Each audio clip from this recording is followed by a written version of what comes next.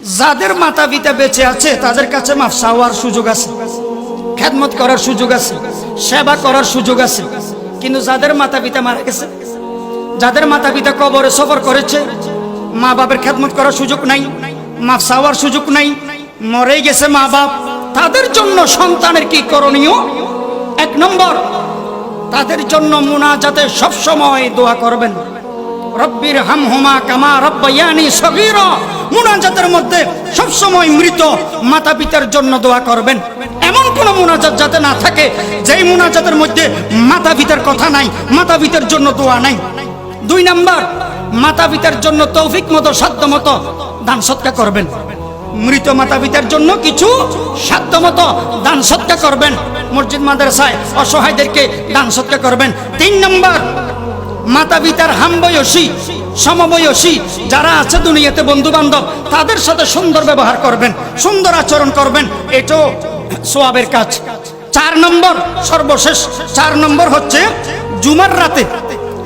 জুমার রাতে বৃহস্পতিবার জুমাবারে মাঝখানে এই রাতে 2 রাকাত মাগরিবের নামাজের পরে এশারের আগে, জুমার রাতে বাদে মাগরিব ক্বাবলাল এশা, মাতা পিতার আত্মার মাগফিরাত কামনায় 2 রাকাত নফল নামাজ পড়বেন।